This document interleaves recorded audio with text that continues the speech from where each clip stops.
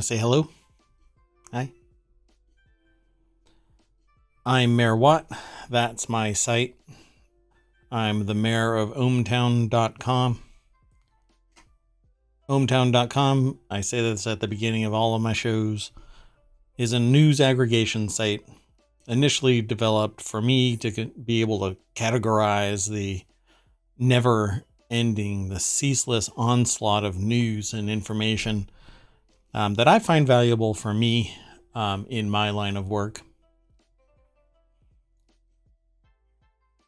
And because it's been doing such a great job over the years that I've been using it, I decided to open it up to the public after a few people saw it and said, hey, this looks really cool.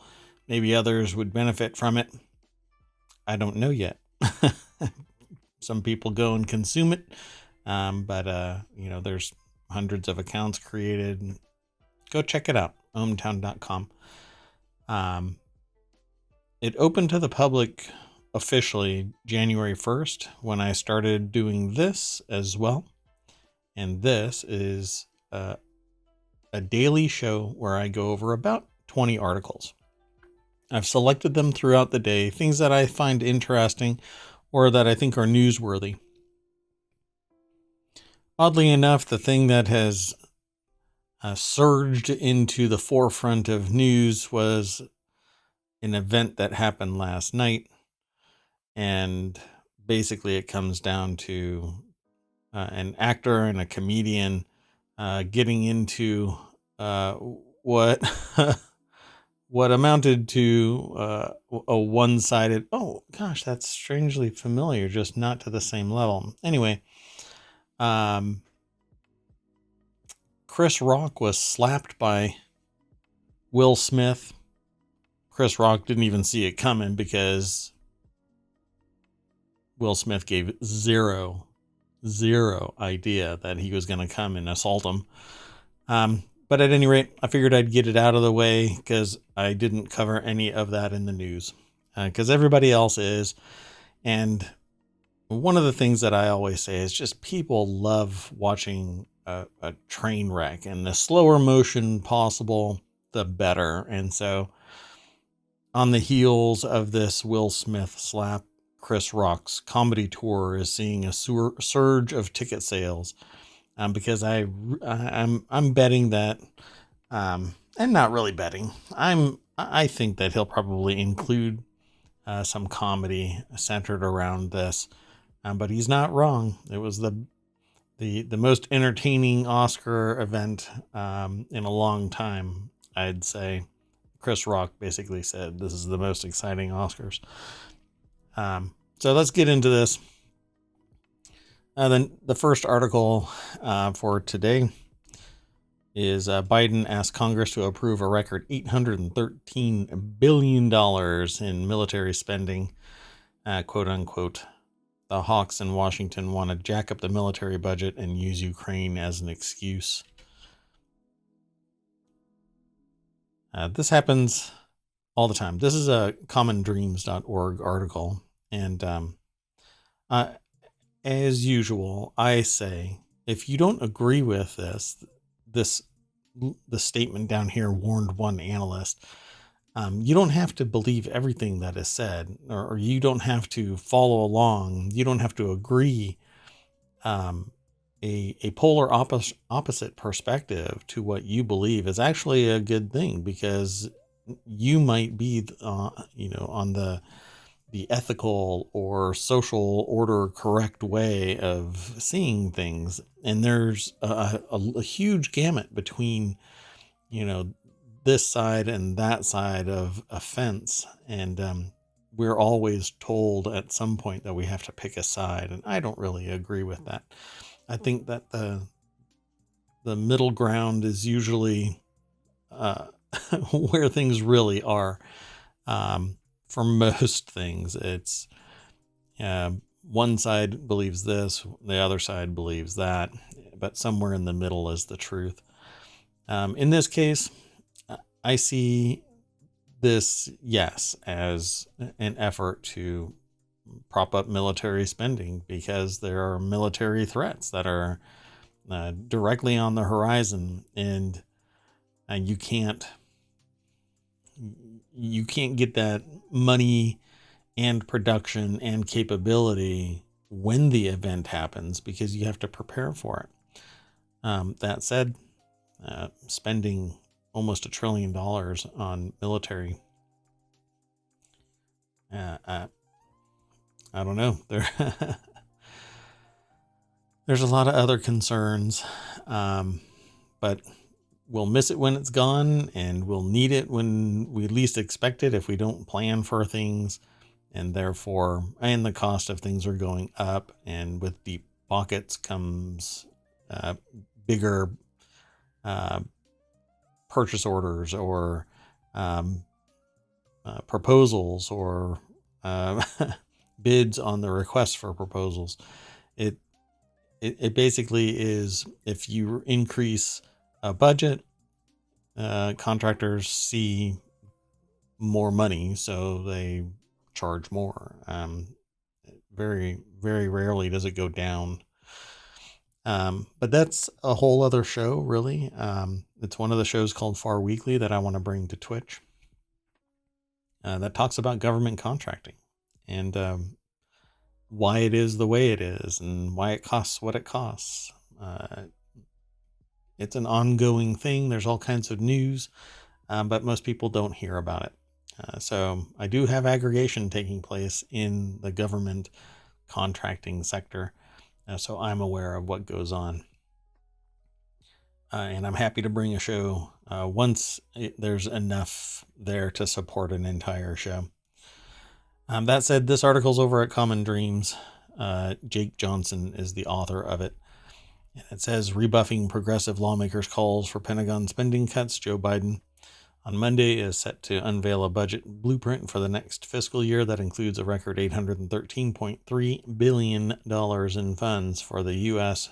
military apparatus, a $31 billion increase from the current level.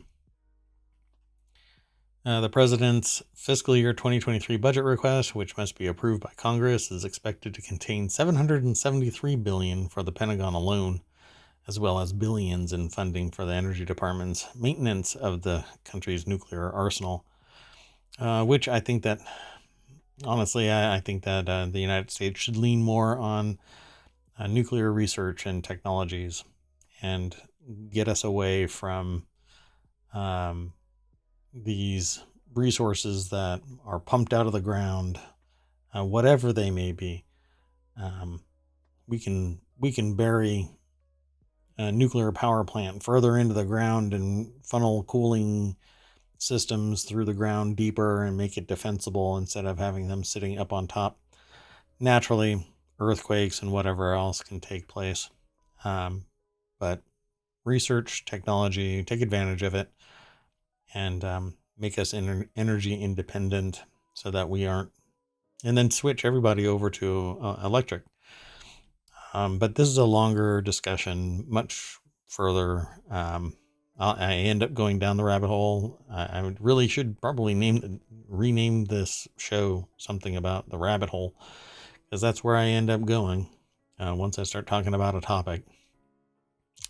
Well, at any rate, here it says, the New York Times reported Monday that Biden's funding request for the Pentagon, the only federal agency that has not passed an independent audit, will include $4.1 billion to conduct research and development, defense capabilities, nearly $5 billion for a space-based missile warning system to detect global threats, and nearly $2 billion for a missile defense interceptor. Yeah, I agree. We need to be able to defend ourselves. And it's much like artificial intelligence, where people are afraid of artificial intelligence being used for military purposes or for nefarious purposes. Face it, there are people out there that are doing it regardless of what we want, either as a culture or as a military or a government. Let's say everybody in the United States, everybody in Europe, or whatever country, choose a bunch of countries. Doesn't even matter. There's somebody out there that is just working feverishly to try and build an artificial intelligence that can crack every password or can decrypt in-transit information or all sorts of stuff. It's going to happen. It's just it's just in human nature to do what we are told shouldn't be done, just to see if we can do it. So let's continue on with the next article. If New Fang isn't your liking, there's a grouping called Beef. I clicked this only because it's in the Stock Marketeers aggregation channel. And I thought the title was interesting. What is this really all about? So this is a MarketWatch article. And it's written by Steve Goldstein. And it has ticker symbols at the top as usual. And here is a fund called MarketWatch recently profiled a variant of FAANG, referring to fuel, agriculture, aerospace, nuclear, and gold that has surged in value in the wake of Russia's invasion of Ukraine. Again, brings us back to the everybody loves to watch a train wreck, and here it is profiteering off of that. It's a social machination. It's a geopolitical border fight that should never have taken place. Russia should never have invaded Ukraine. And here it is, money making money.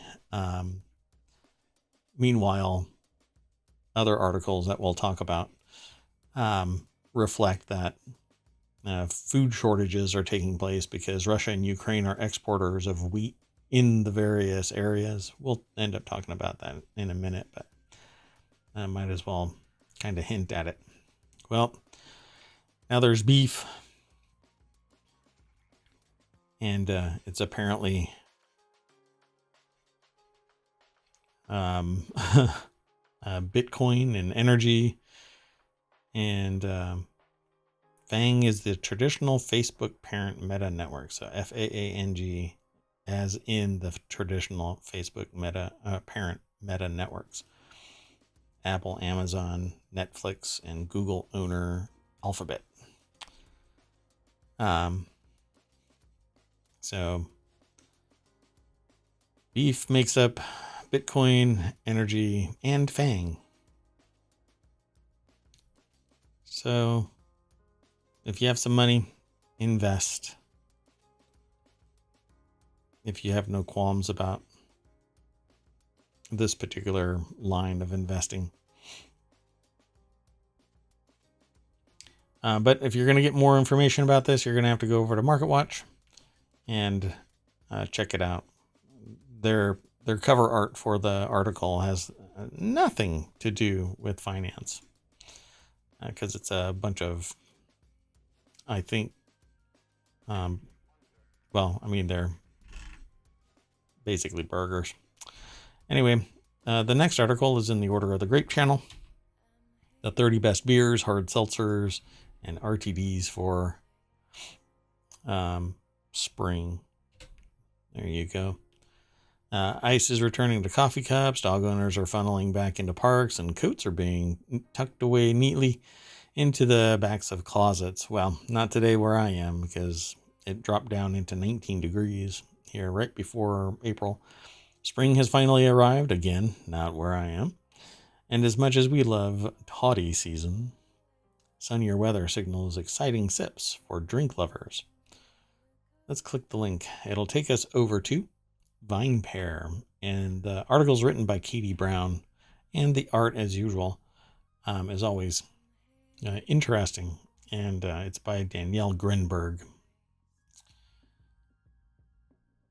So do you want some drinks in a can? And you can check out the Miami Cocktail Company Bellini Spritz or the Superbird Paloma. You had me at rum. Sorry. That was just my statement, not the name of a drink. This is the Bacardi Real Rum Canned Mojito. In spirit, I'm a pirate, so anything rum I like. Tanqueray, crafted gin cocktails in a can. The Seville, orange and soda. Death and Company, Aurora, highball. On the Rocks, premium cocktails. The Aviation. The Aviation looks like a slightly purple, well, violet. Oh, it's even called the creamy florality of creme de violet is balanced by the brightness of cherry liqueur and the acidity of fresh lemon juice, making this drink a pleasure to enjoy when cherry blossoms are in bloom. Interesting. I've never even seen this. Purple hued tipple is spring in a glass. Okay. Well, they've got a bunch of other drinks here, and you'll have to go over and check them all out. So go check out vinepair.com. The amount of drinking that this one page could impose on you if you were to go down the list leads to probably near coma. So don't drink all 30 of the best beers, hard seltzers, and RTDs for the spring. So ready to drink. The next article is over in the Order of the Grape, which is a channel about wine. And we being the publisher of this article over at VinePair, asked 8 sommeliers, what's your go-to bargain wine? Now, these aren't available everywhere. It says delicious wines don't have to be inaccessible. Yes, great wines can cost a pretty penny. But many producers and wine shops today are keeping an eye on the price range they stock by offering at least a handful of wines at relatively attainable prices. Yeah. So this is an article over at vinepair.com, and it says, we asked 8 sommeliers, what's your go-to bargain wine? It's written by Margot Mazur, M-A-Z-U-R, and the illustration that's on here looks like a fridge, the freezer portion of a fridge, which I don't think anybody ever puts wine in a freezer. But anyway, the illustration is by Ariella Basson, B-A-S-S-O-N.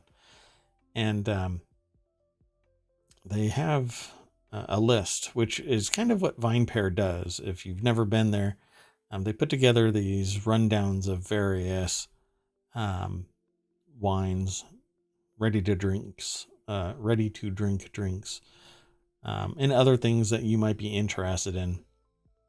And you have to go over and check it out. So Harmeyer, St. Ray, Clarksburg, Ava, California, $20 bottle of wine. And then they talk about it. So it says, I'm crushing on Craig Harmeyer's Chenin right now. These grapes are from Sacramento, Sutter Ranch. The wine consists of 4 vintages of Chenin, blended together from 2016 to 2020, including a barrel from the Savoy. So a touch of oxidative, but super bright, high acid, and a hint of salinity on the finish. I am not a sommelier, and I do not go into this kind of detail with my drinking. Obviously, I must be a tourist to this, but I'm always interested in finding a good tasting wine. That's all that I'm interested in. If it tastes good to me, if it tastes good with my meal, or just lounging somewhere, that's why I drink, because I like the taste of it.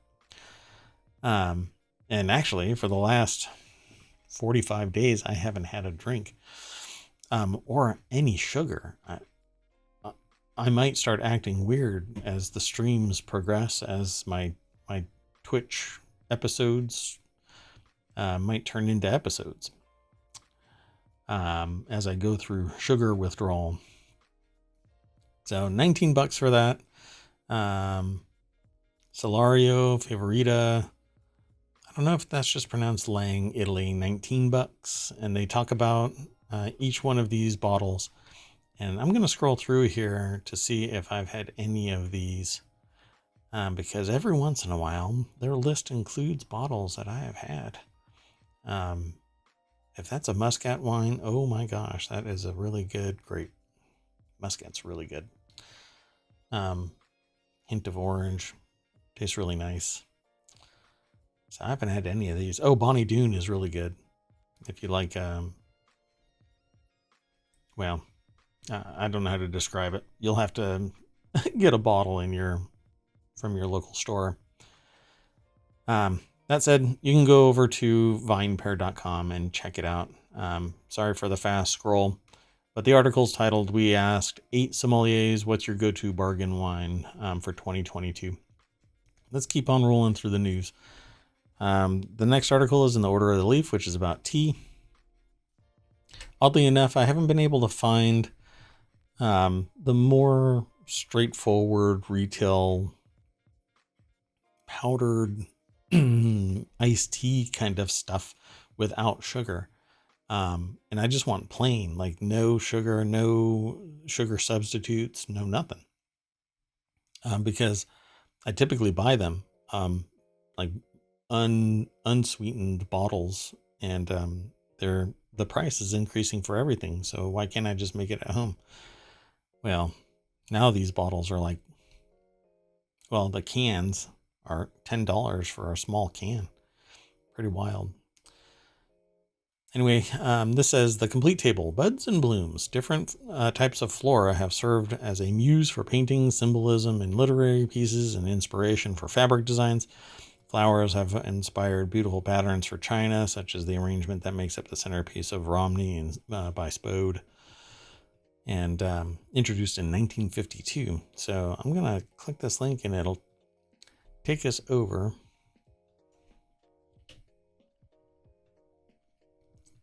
to teatimemagazine.com, a new addition to my aggregator.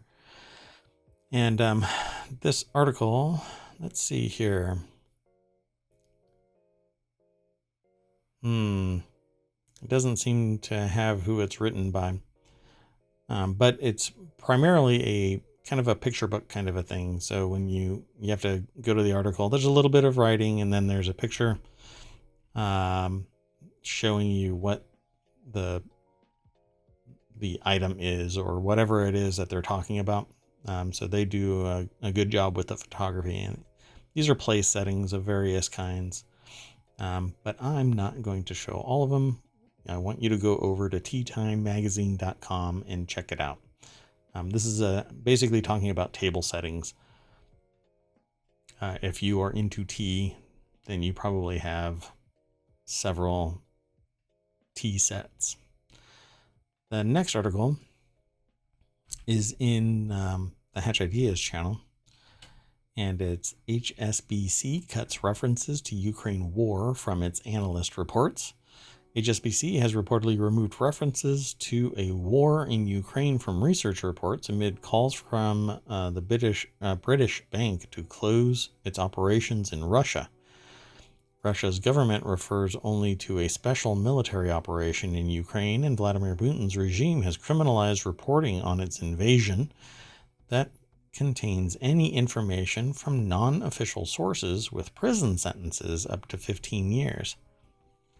Yeah, nothing says righteous cause like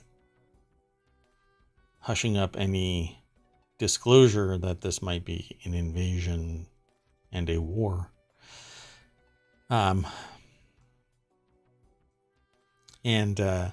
This is a Guardian, theguardian.com article written by Jasper Jolly.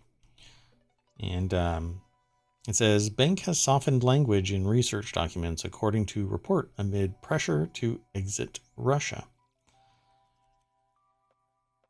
And they'll have to take a big hit to exit, knowing exactly what will happen. Not only will whatever assets remain be nationalized, but they'll also have a moratorium on being able to return to Russia.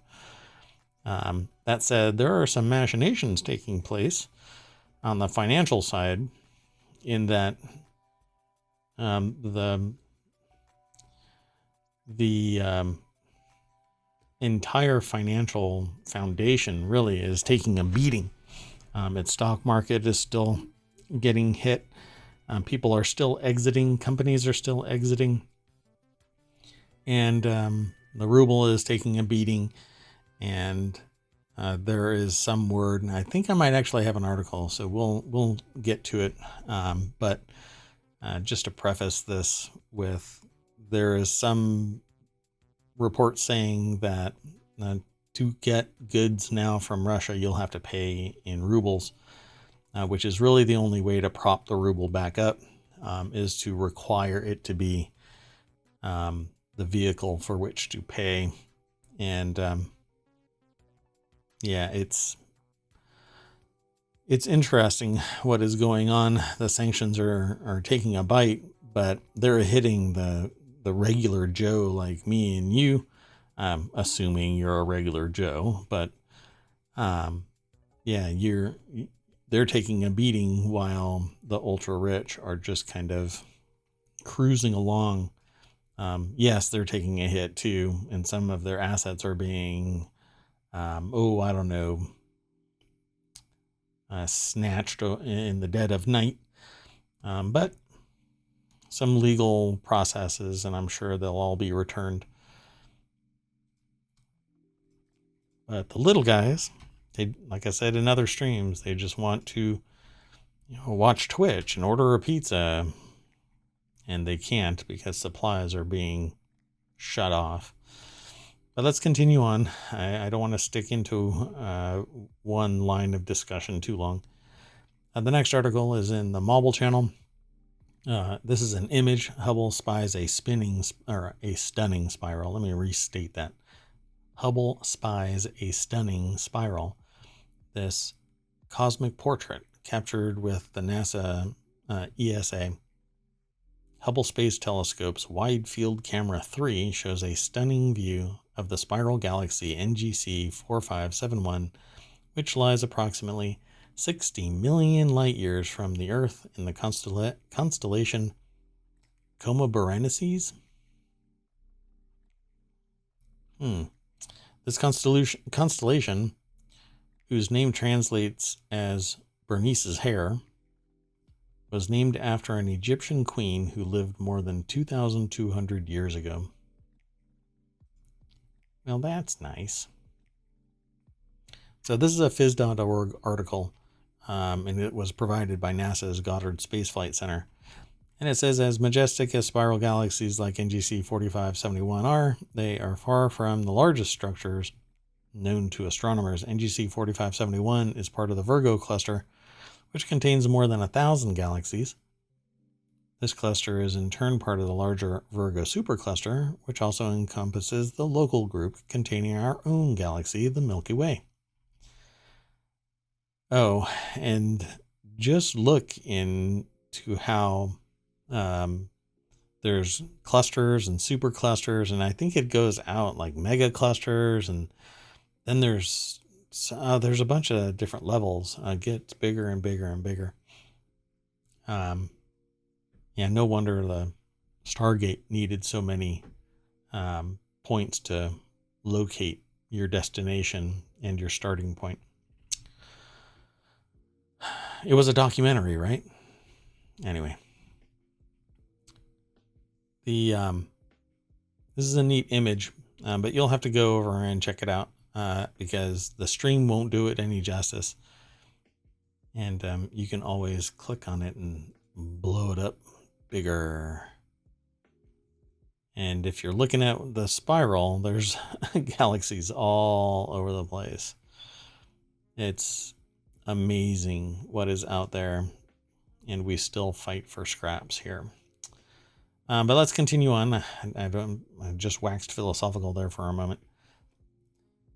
The next article is in the Warcraft channel, and this is about Epic and Fortnite, and the fact that they are the single biggest donor to Ukraine now. Epic Games and Microsoft have, through Fortnite in-game purchases, raised over $70 million to be donated towards humanitarian relief in the ongoing Russo-Ukraine war. And it's still got a week to go, and I wish they would have rephrased that. Epic has pledged that from March 20th until April 3rd, all proceeds from real money purchases in Fortnite would be donated to 4 humanitarian organizations currently operating in Ukraine: Direct Relief, UNICEF, the UN World Food Program, and the UN Refugee Agency. And the company says more organizations will be added to this list in the coming weeks. And Xbox agreed to partner up with Epic, and has committed its net proceeds from Fortnite during this period. Pretty nice. Let's click this link. Oh, this thing's still aggregating a large swath of an article, and I don't like it. So you click the link and you'll get taken over to PCGamer.com. This article is written by Rich Stanton. So you have until April 3rd to spend some money in Fortnite, and it will be donated to Ukraine relief efforts and support efforts, humanitarian efforts in general. But go over to PCGamer.com and read the rest of this article, because it links to a blog post that Epic clarified it would not wait for transactions to be fully processed, but instead is committing to distributing any funds raised within days. So they'll stick to their word. The next article is over in Stock Marketeers, and it says Tesla stock pops after stock split plans are disclosed. I'll have to look more into this, but it says shares of Tesla shot up Monday after the electric vehicle giant disclosed plans to enable a stock split, which would be the second in 2 years. Typically, this happens so that stocks can be more attainable. It lowers the per share value, but you get more of them. It says EV Maker to ask for shareholder approval to boost shares outstanding so it can split its stock. And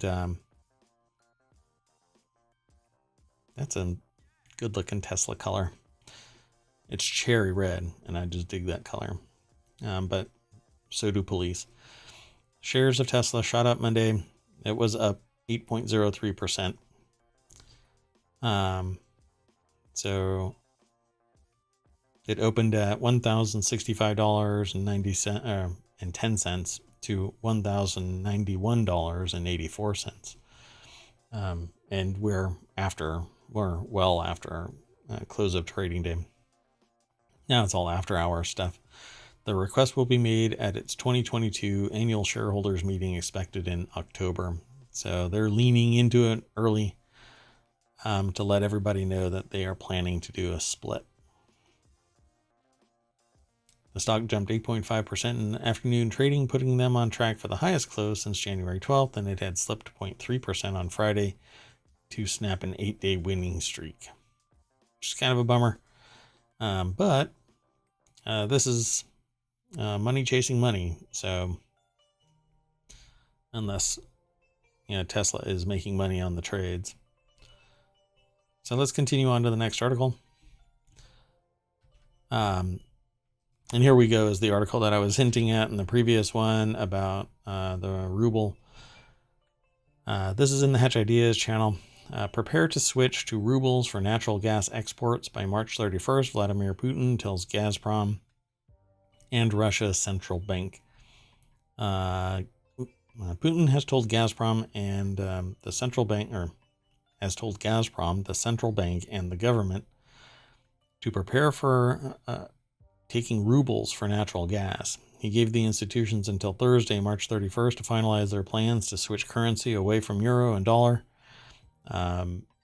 However, it is far from clear how the move will play out, with European companies appearing reluctant to change payment currency.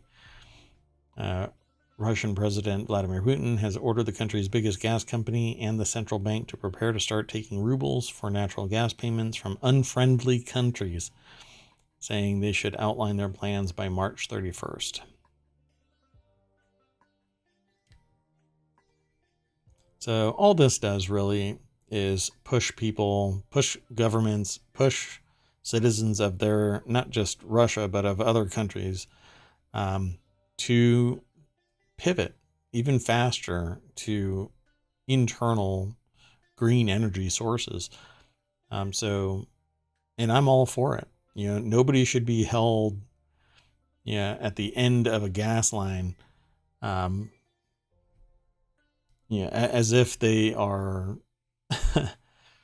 like everybody. And we don't have control over these machinations. A few people decided that they were going to go and invade Ukraine, and now everybody in Europe and Africa are being held at gunpoint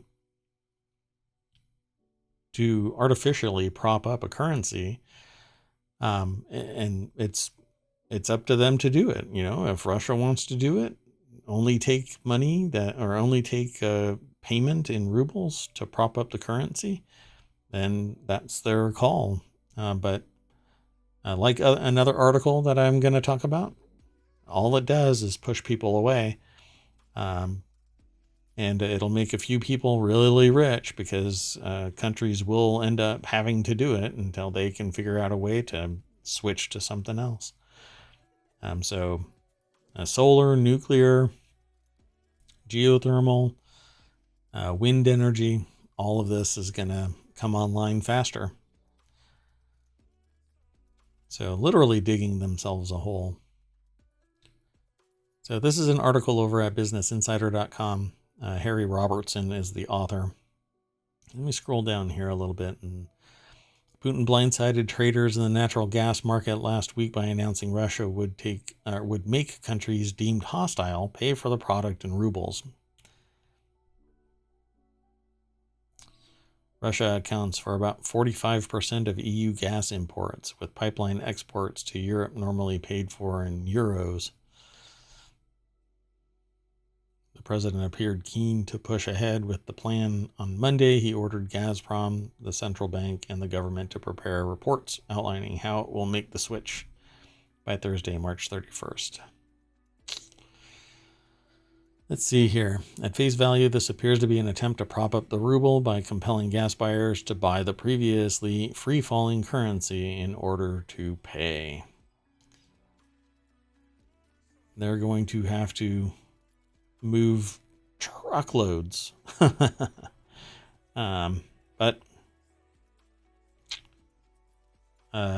they painted the European countries who are getting all of their gas from Russia, painted themselves in a corner, thinking that this was going to remain status quo indefinitely. Let's continue on. The next article is in the Hatch Ideas channel. Check out these 29 pitch decks that advertising and media startups use to raise millions. If you are in the startup sector, if you're an entrepreneur, if you are in business and you are interested in raising capital, or at least being aware, and situational awareness is pretty paramount to any business operation. It says here, investors are pouring money into marketing and media startups. These startups are using technology to bring automation to advertising, PR, and more. And they've got 29 decks over at the businessinsider.com site. So let's take you over there. This was published by businessinsider.com, and apparently the staff of Business Insider put it together. And I can't go through all of them, but they have various kind of snippets for various companies. So this pitch deck helped an ad tech startup raise $6.1 million to capitalize on the red hot real estate market, connecting PR pros to journalists. A PR tech startup raised $4.5 million, led by an early investor of DoorDash and Lyft. And then another deck, socially responsible advertising. UK startup Goodloop is trying to harness companies' growing desire to show they're socially responsible. And that's actually an element of business that continues to grow. Startups are forming that have a socially conscious aspect to them, a socially responsible aspect to them. for instance, a company can manufacture shoes, and for every shoe that's purchased, they donate a pair of shoes to an underprivileged location, wherever it might be. And there are more and more and more of these. And so if you are considering starting your own business, you might want to look at all of this. Again, it's over at Business Insider, and it's titled, "Check out these 29 pitch decks that advertising and media startups used to raise millions." And this, by the way, although it may not apply directly to your particular business, reviewing this stuff, and disparate as it sounds, different locations, different people, different things, everything is different. You can still see the technical and tactical advantage of using a deck like this that highlights their product in a certain way, and you can translate that into your product or service. It may not be a small feat, but again, it's about awareness. The next article is over on the Hatch Ideas channel again, and it's Tesla's Shanghai Gigafactory will shut down for 4 days after a surge in COVID-19 cases triggered a new wave of restrictions across the city. Shanghai Gigafactory will shut for 4 days as authorities ramp up coronavirus restrictions. The facility was responsible for half of Tesla's global production last year. Shanghai is currently China's biggest virus outbreak hotspot, Bloomberg reported. And so it's going to halt production after a surge in COVID-19 cases. Yet here we are, lowering all of our restrictions in countries around the world.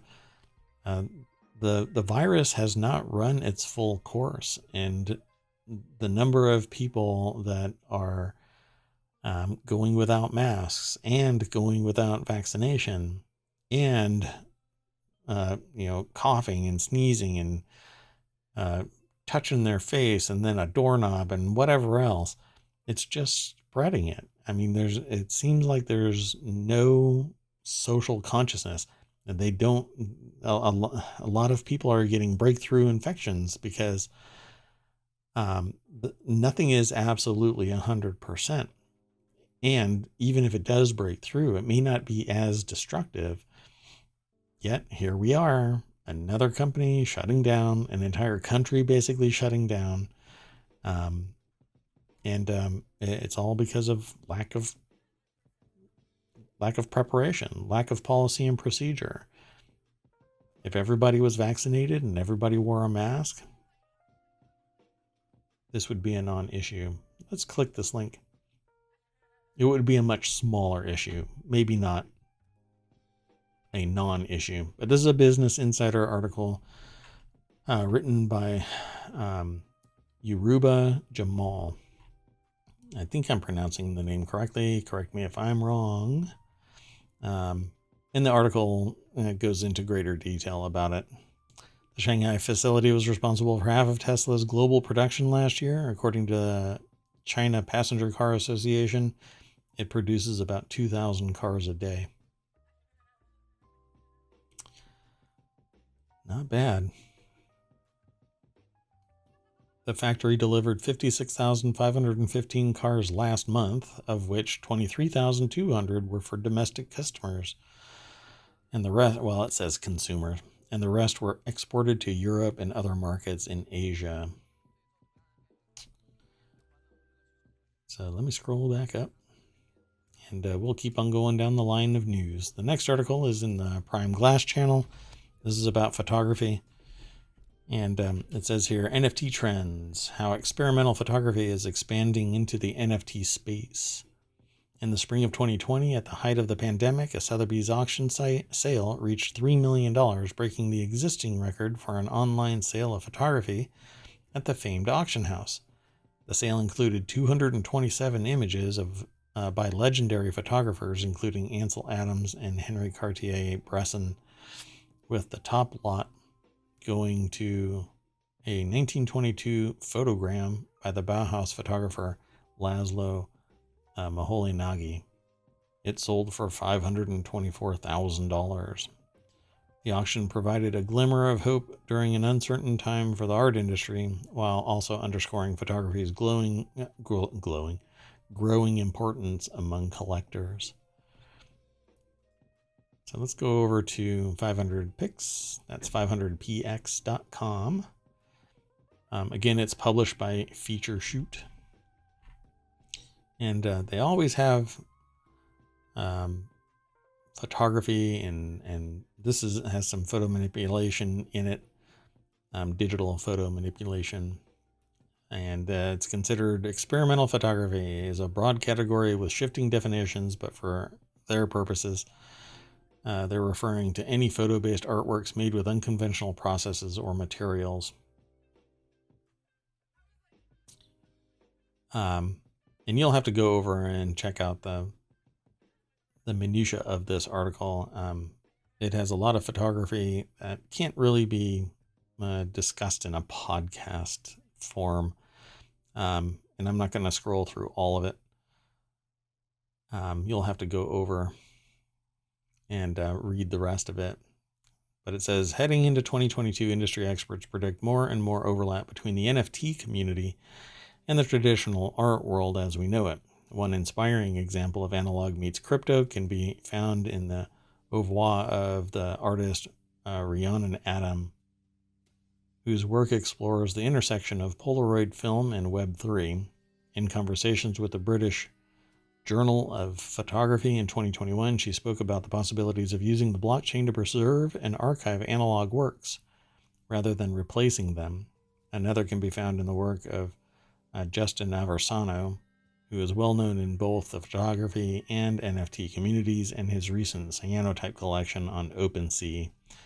If you are not familiar with OpenSea is it is the key NFT platform. That's where you purchase and list an NFT if you are going to do so.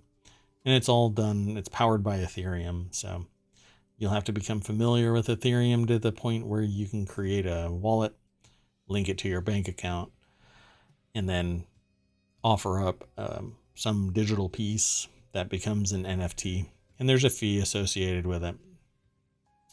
So be prepared. But if you can believe it, there are actually workshops for kids, all like down to 8 years old or something like that. I think I saw one. Pretty amazing.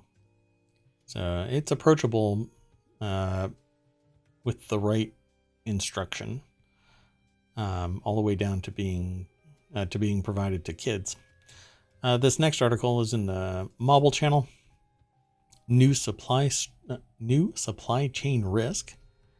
And this is something that I spoke about in a couple of episodes ago with the contract of union workers at West Coast ports nearing expiration. The prospect of a labor impasse threatens another shock to the global economy. And this one's titled 22,000 dock workers who may soon strike. Now, something that I speak to many people, I'll just say that, is that as things become more and more difficult to process as a business because of human interaction impeding growth and potential and efficacy, you end up with a fight between the human element and the automation element. And at some point, automation always wins. And something that has happened is it used to be a whole lot more dock workers and less tech. And then as more tech came on board, there are fewer and fewer dock workers, and they're not inexpensive employees, not in the slightest. Now, I'm not sure about this, if there's greater strata than 20 years ago, but like levels of dock worker. But we're at the point now where technology can speed up processes greatly But dock workers have a tremendous amount of impact on what goes on in docks, and the union is quite powerful. So after 2 years of pandemic, I see companies on the verge of trying to exploit technology to speed up operations. And I see that as inevitable. More humans will be pulled out of the processes of dock work, much to everybody's dismay, because it's a lucrative field to be in. It's always operating. And really, businesses are making money hand over fist, record profits. So why not expand operations? Remove the bottleneck so that things aren't costing so much, yet everybody's still making a ton of money. The bottleneck needs to disappear.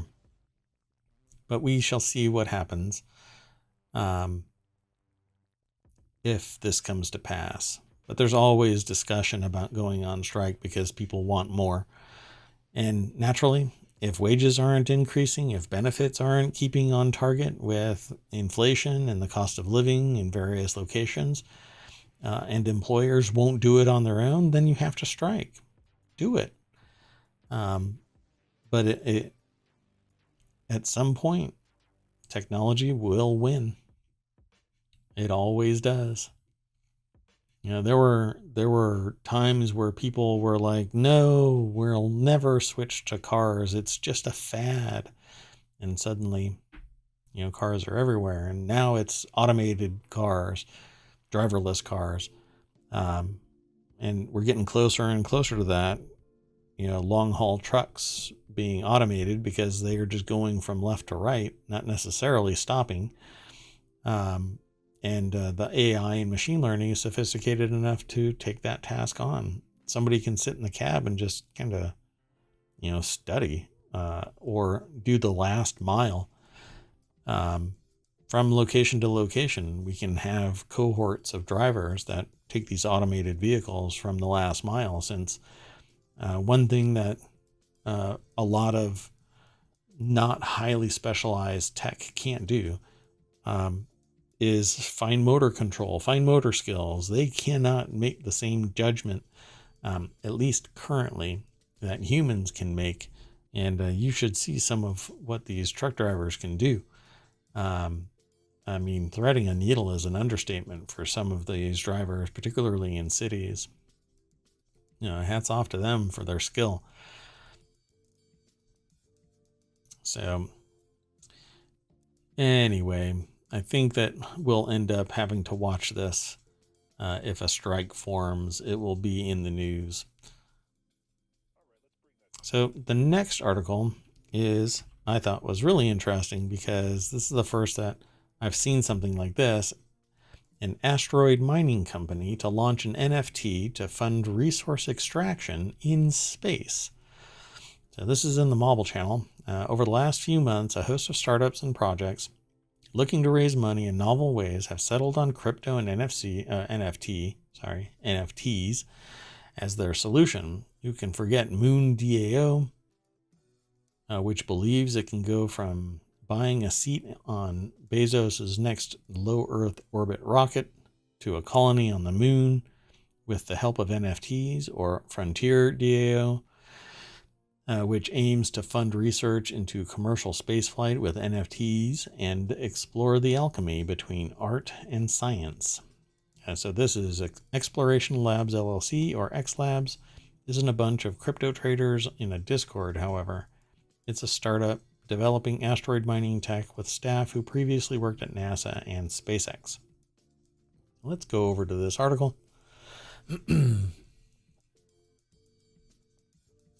And this is a Vice.com article in their section called Motherboard Tech by Vice. It's an article written by Edward Ongweso Jr., and they have a picture of an asteroid with some thruster modules attached to it, seemingly sending it off into space. It's interesting. So let's scroll down and see if there's something interesting in here. They have an interview with Motherboard Chief Engineer Miguel Pascual and Head of Operations Matthew Schmidgel. Emphasized that the NFTs were a side project. They're a means to an end.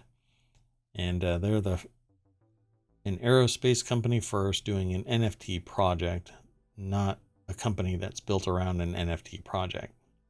If you're funding it with NFTs, you're a company that's built on NFTs. Again, that's my opinion, but the whole point of this side project is to be able to scale our engineering, is what they said. Agree if it works out. But NFTs are really, to me, they're mostly powered by fear of missing out type of objectives. And if you buy something, sell it when you're ready. Maybe Justin Bieber will pay another $5 million for a piece of art, digital art, in NFT, which is what he did.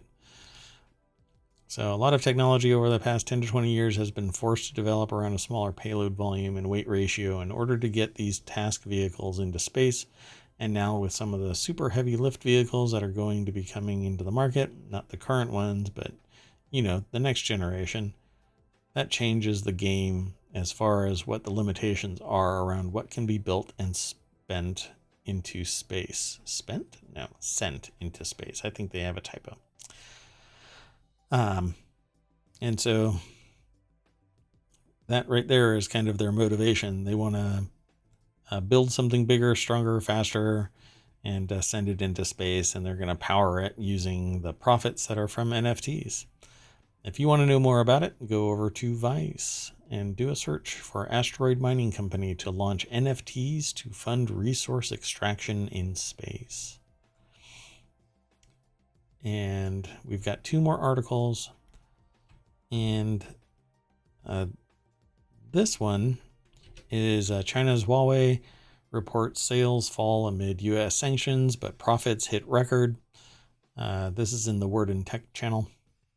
Chinese telecoms company Huawei has reported a decrease in sales, but record profit for 2021 as its top executive, Meng Wanzhou, made her first public appearance since being released from Canadian custody last autumn.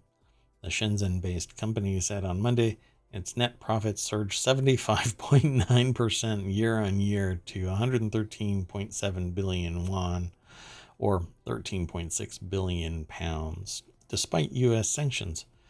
But its revenue skidded 29% to 636.8 billion won, in line with Huawei's previous forecast in December. It's amazing when my profits slide and I'm still making almost $750 billion. This article's over at The Guardian, and it's written by Vincent Ni, N-I is their last name, N-I. And again, it's titled China's Huawei reports sales fall amid U.S. sanction, but profits hit record. And let's see if there's something else interesting in this article. As I scan through it really quick, they show a flip phone with a folding screen. I love the idea. I just don't think a screen can handle repeated flips on that seam. Eventually it's going to break. It's a physics thing, really. But maybe they'll figure it out in time. I just don't like the idea of folding a screen, at least not yet. Maybe rolling it up into a cylinder would work, but folding it like a hinge seems really bad. Let's see. The multiple rounds of sanctions imposed by the U.S. have significantly affected our business, especially smartphones and PCs. She said Huawei logged 243 billion won in consumer business sales, almost 50% down from 2020. This is something that's going on with the U.S. and the government, in that there are certain laptop manufacturers that are no longer authorized. There are certain phone manufacturers that aren't authorized, going so far into the industrial aspects of transmitters, receivers, servers, etc., that are on the equivalent of a no-fly list, no-buy list from the federal government. And federal government has deep pockets, so if only everybody could trust each other, right? But again, I get called naive for that.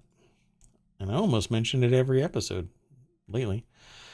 And here we are at one of the first articles that I had selected for the day.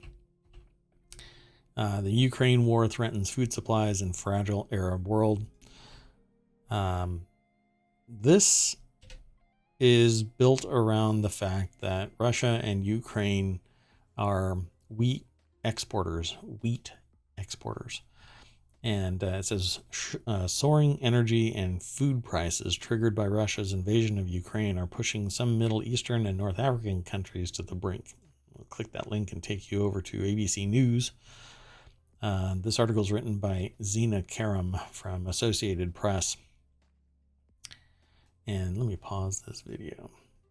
And the article starts out with, Lael Aswad was already exhausted by Lebanon's devastating 2-year economic collapse. Now, as Russia's invasion of Ukraine sends food and energy prices soaring even further, she finds herself struggling to put food on the table with her family of four, for her family of four. Even bread is not something we take for granted anymore, said the 48-year-old housewife standing recently in a supermarket aisle in front of gallons of cooking oil whose prices had risen to an all-time high.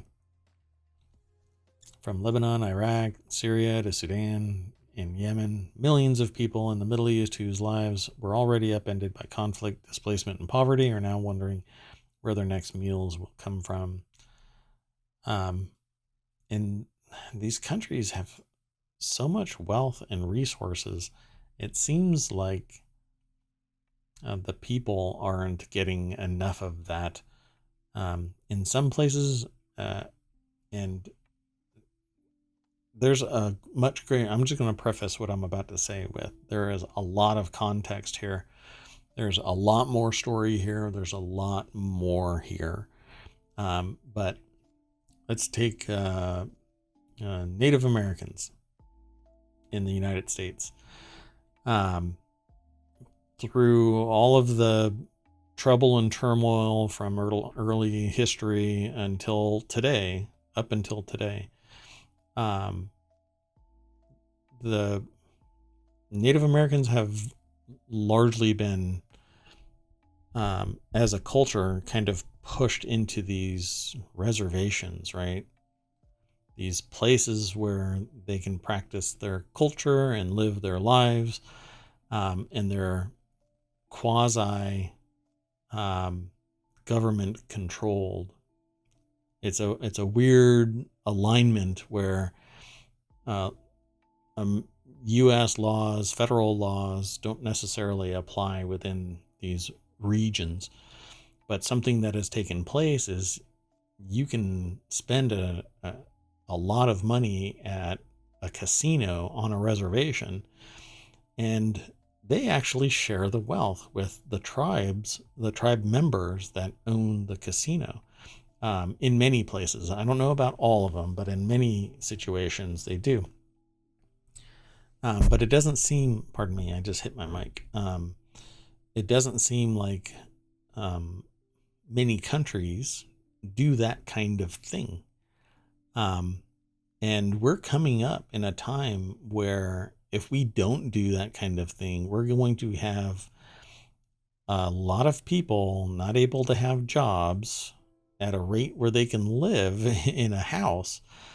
And so all this wealth is being consolidated into a few, and it's creating a greater and greater disparity between the upper class, and then everybody else is so far below, there's no chance. And it's typically historical family wealth that's been transferred from generation to generation, and lost in the shuffle has been accountability for it all. So, unfortunately, in a lot of countries, there's The leadership is profiting to a great degree, greater than I can even possibly imagine, and the people are suffering. So we will continue to watch what is going on in the world around us and hope that things turn around and start looking better. There's a lot of stress out there, and I hope that you are not feeling it. But go over to the ABC News site, and you can read more about the Ukraine war threatens food supplies in fragile Arab world. Now, in my final words here is, in previous episodes, I have yet to understand why we don't exploit the technology to allow us to grow food in greater numbers, greater volumes within various countries. The technology exists. We can grow food pretty much in anywhere. You can now build a building, a warehouse, and grow food in it. And each community can have what amounts to a self-sustaining ecosystem for various crops. Not everything. It's hard to do massive amounts of wheat in a warehouse, but a lot of things can be done. And you do it in multitudes, not, one giant warehouse. It's just every little community has what is necessary. And it's just a shame that we're not using that technology to just solve these kind of problems, because I think they can. Just how Elon Musk says that all we need is a small amount of solar power in a concentrated area and we could power the United States, right? It's relatively small in scale, but we would have to commit to it. We would have to do this grandiose project. Things like the Green New Deal are taken as something, as a horrible thing, but fixing our problems using technology and cooperation solves the problem for everybody, and not just for a few. So with that in mind, I think I'm just going to have to call it a night, and I'll see you tomorrow, 6 p.m., and we can talk about some more news for an hour. And let's see something here. I'm gonna stop my recording and formally end the show for what I'm recording, but I want to hang out. And if anybody wants to chat about the news or some other article or anything really, business, technology, society, those are the three areas that I focus on. But let me stop my stream.